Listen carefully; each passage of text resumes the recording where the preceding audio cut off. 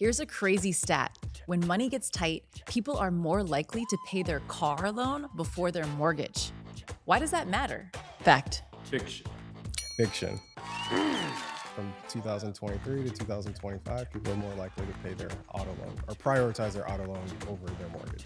Data is the new oil. Understanding how buyers really prioritize debt could change how you build every deal in your store.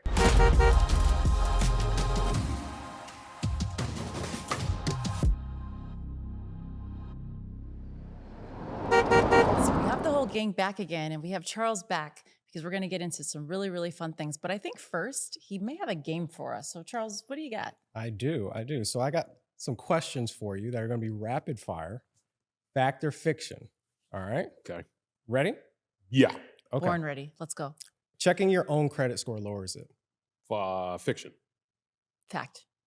As long as it's not for the intent for credit, it does not hurt your credit. So paying a bill one day late can hurt your score. Fiction. Fiction.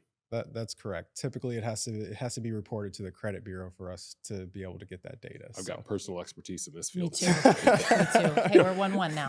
All right. Closing a credit card can lower your score. Fact. Fiction. Oh, I impulsively said it. I want to refer back to fact.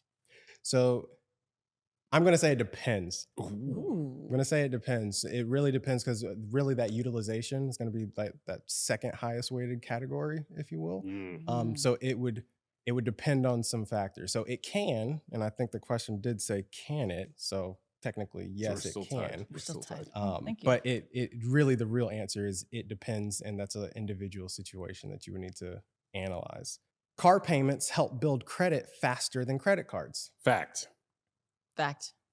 So the number one category that helps build your credit the fastest is just your actual payment history, right? Doesn't matter. just keep those payments on time. Like first and foremost, $11.23, pay that. Don't forget. Young Phillip. #city. All right. So your income directly affects your credit score. Ooh. Fact. Fiction. Fiction. All right, now he's winning. Your income How does many are left? does not matter on your actual from a credit perspective. Yeah. Well, credit scoring perspective, I should say. Will car shopping and the amount of times your credit is run, will that hurt your FICO score? Fact. Fact. Yes, it does. So we give everybody a window for shopping. So if you're car shopping, for example, and you do that within a certain amount of time, we will actually dedupe that. So if your credit is sent to say 4 different places on the same day, for example, we will dedupe those and put them into one singular inquiry for you. So that is actually fiction depending on the amount of time. Time out. Is that something unique to FICO? That I don't know. Oh, okay. Well, that's pretty cool. Maybe we can take that part out, but I honestly don't know. It's a good question. Did who won? He's not done. Oh. Nope, that's the last one. Ah. Yeah. Did we tie or did I win? You lost? I lost. We'll play tennis later. You can beat me. Okay. I promise. Yeah. Just one serve. That's all it's going to take. Okay. So people are more likely to pay a car payment over their mortgage. Fact. Fact. It is fact. So our data showed that from 2023 to 2025, people are more likely to pay their auto loan or prioritize their auto loan over their mortgage. That's wild. That is wild. I didn't expect that. I don't know why. I was thinking maybe a house is a little bit more important than a vehicle, but I guess the vehicle gets you to the job. Right. And you can live in a car, but you can't drive a house. Oh. Right. Yeah. Well, it also takes longer to repossess a house than it does take. That's probably to foreclose on a house than to that's probably repossess more a car likely too. than what I said. So we'll go with that one. Yeah. I like but that. You can put drapes in your minivan. You should. I told you I watched the show, man. I know, right? And it's EKG machine right in there too. So we appreciate that. We appreciate it. Well, based off of that, Charles, I mean, I feel like there's a lot that we can unpack with that. And I don't know, like, what are you seeing in your world that is causing this change in behavior, or has it always been this way? So this was actually a change. So if you actually look back, we broke it down into different year segments. So the segment prior to this, I think it was from 2020 to 2022 or something of that nature, mortgage was actually ahead of auto at the time. So it changes. It's something that we do track, like going back to date. But the largest changes were student loans were ranked third previously, and now they're ranked fifth. And a lot of that has to go into with consumer behavior and just some of the choices that they're making based off of the circumstances that they're in as a whole. Wow. That's crazy. That is absolutely crazy. But it is pretty interesting to think about that. Like, if I'm going through any of these scenarios or situations, I do use my car all the time. And what you said about it being more difficult to get out of your house also probably rings true. But they can come get your car real quick. How Yes. quick? Oh, I've seen Are them. you Have you ever speaking watched from these videos? experience? No, I have not had a vehicle repossessed. Me either. Mostly because but my vehicles are not repossessed worthy. Except the well, minivan, I know, right? Everybody how wants that quick thing. is it? Like, is it? You should watch these YouTube videos. If you guys haven't seen them, they're some of the most entertaining things. You'll drive around at night. You'll see a regular pickup truck, like a 2500 Silverado. It just looks regular. And then it has a thing that comes out of the bed, scoops up the car, and takes it out. And people will block in their vehicles too. And they will pull through their grass, lift a tire, pull it over, go back, lift the other tire, pull it over, back up, hook up. 15 seconds, car's gone. It's Is nuts. this something like, I know a lot of buy here, pay here lots have trackers on the cars and stuff, and then they'll go like repossess and then resell the same car like multiple times. Yeah, I mean, a lot of dealers have this as a way to ensure that their property is kept. Like, I mean, even CarMax will have it in. They have a tracker in every vehicle that they give out as a loaner. Is that So if called you're test LoJack? driving, it used to be called LoJack. Now there's several other Okay, softwares fair. for it, but the same thing. So yes, the car is something that will very easily be taken back. So that does make sense as I like unpacking and think about it. And compared to the house, which you mentioned takes longer Yeah. in the process. Squatters' rights, all kinds of stuff But goes into credit that. card, I'm thinking of all the different, there's like 5 ones. It was house, House, car, car, personal loan, Mhm. personal loan. Credit cards. credit card, student loan. Student loan. Correct. Now, can we touch on the student loan just a little bit before I move on? I know we may have talked about it, but like if somebody doesn't pay their student loans, not that they're deferring them, but they just are not paying them, is there any sort of damage to their credit? Yeah, that's one of the biggest things that's happening right now. So we previously touched that student loan delinquency is resumed in February, Mhm. right? So that's one of the biggest drivers for some of the credit score decreases, especially in our younger generations for Gen Z, for example. When you're talking about student loans, even like you do get a big grace period for your student loan before it gets reported. Not speaking from personal experience, but like you can get up to 90 days before it will go and actually hit your credit. Don't quote me on that. If you're not paying them, Sally Mae is going to find you, right? So don't come for me. But there's a very long period of time before it reports. When it reports hard. And the thing that people don't always know is you could have a $300 student loan payment, but that's 6 loans based on when you went to college, and each one of them reports individually. So instead of just, oh, you missed one payment 3 times, you actually missed 6 payments 3 times, and that's how whatever that number is. That's a lot of things that are hitting your credit report that cause a lot of damage. So when you were saying that the delinquencies came back, I also lived through that where I had a student loan delinquency. Fortunately, I had co-signed with people who were like, you need to pay this because it's going to affect both of our credit. And so they kind of kept young Phillip on track. Not everybody has that. Not everybody has that. And I'll take it a step further that it goes even beyond credit, right? And it's something that not a lot of people are talking about, but there's wage garnishment for some of those federal student loans as well too. Yeah. So yes, reporting on your credit and that negative credit reporting is really bad. Don't get me wrong. But now you're saying wage garnishment, and I forget the exact percentage that they'll be able to take off of that. But now that's money that's not coming into the actual household that's going to affect your budget. That just all the downstream effects of those things, it just wreaks havoc on your budget. Yeah. Can I ask something? Because when you said wage garnishment, where do you think my mind went? To people taking money out of your paycheck? No, what else? I don't have anything else. I don't know. You're going to have to enlighten us. Okay. Well, I don't know why, but this is not an experience I'm dealing with, but it brought me immediately to like child support. Oh yeah, no, that's very similar. And like, does that impact credit? And how does that play into this? Like if somebody has child support and it's pulling out of their paycheck, does that also impact all of these things that we're talking about? So I don't want to answer that on this show just because there were some recent changes. Oh, okay. So Charles, we were just talking about the auto space, what it means, how people won't get their car repossessed. What can a dealer do with the information that you're sharing to make it so that they are giving the consumer everything that they need? How could they be better in that process? So I think to directly answer your question is actually not in the interaction that the dealership or the dealer staff or personnel is actually having with the consumer. It's going to be, this is all information. Again, this is public information that FICO is putting out there for everybody for consumption, but not necessarily that you would think that a dealership should be reading this or being, able to recognize some of these things. But this is stuff that actually goes to the lenders, the same lenders that they're going to be having conversations with and building those relationships with.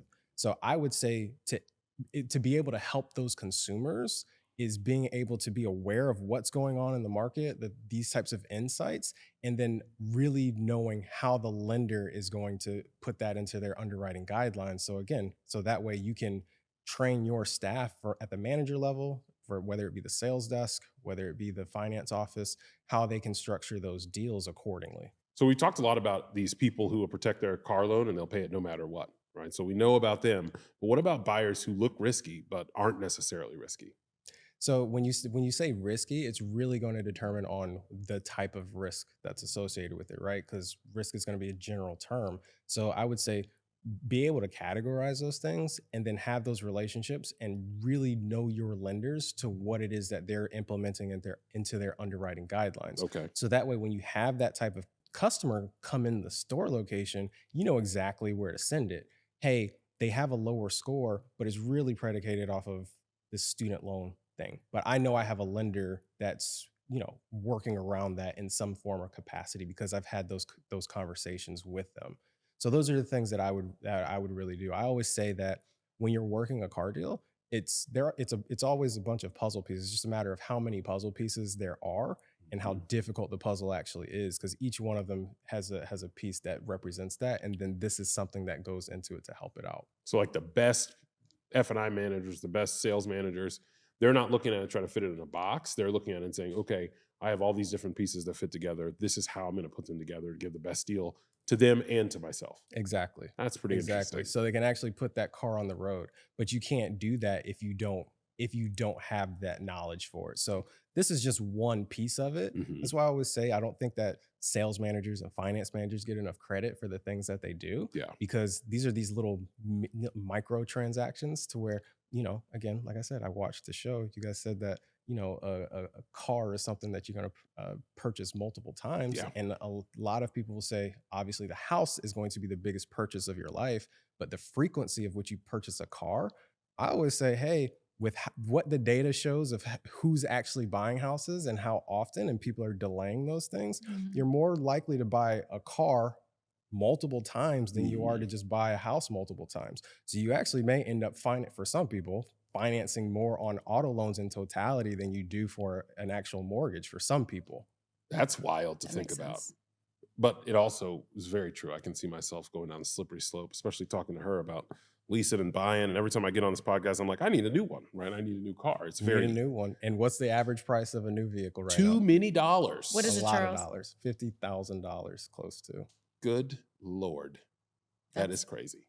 That's gone up substantially Yeah. over the past couple of years. Yeah. I think it's only going to continue to rise, and not everything else, the inflation, everything else is not rising. So, and the average payment, I want to say, isn't it up to like 7 something or I 5 think it's something? over 7. It was like $750. Yeah. Right around $750. Yeah. Wow. I remember back in like 2016, like my dream car back then was like a Range Rover, and the payment was like a $650 if I were to finance it. And that's like the average. You bought a Range Rover when?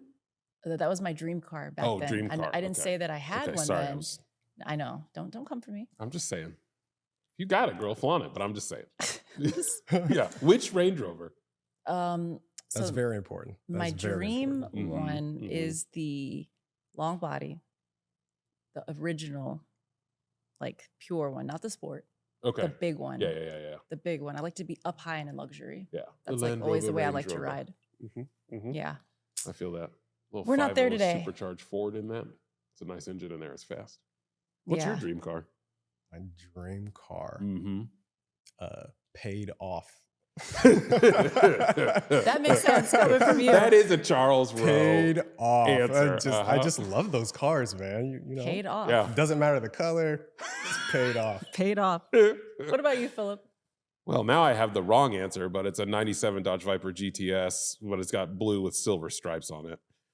That's one. Second one is a TRX, so either of those will do.